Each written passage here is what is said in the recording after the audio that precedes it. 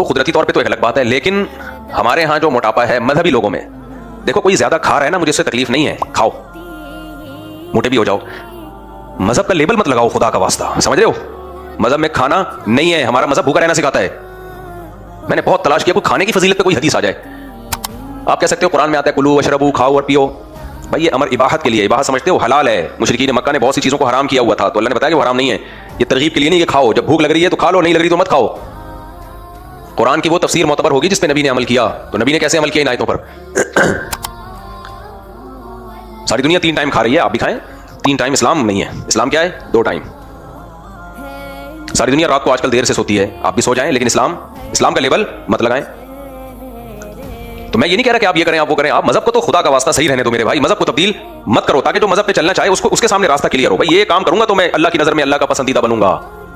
ہم کیا کر رہے ہیں؟ لڈو بھی کھا رہے ہیں، ربیع الاول کے حلوے، مانڈے، محرم کے حلیم، رجب کے کنڈے، اس کے بعد پھر رمضان میں جو افطاریوں میں اللہ تعالیٰ اور اس میں برکت دے، اتنا ماشاءاللہ کھا کے بس کھائے جا رہے ہیں.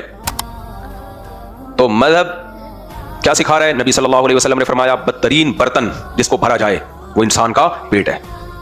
آپ تھال بھر لیں، دیگچہ بھر لیں، کوئی پابندی نہیں ہے. اس دیگچے سے اپنا پیٹ نہ بھریں آپ. یہ پیٹ ہے، یہ لالو کھیت نہیں ہے. کہتے ہیں یہ پیٹ ہے، لالو کھیت ہے.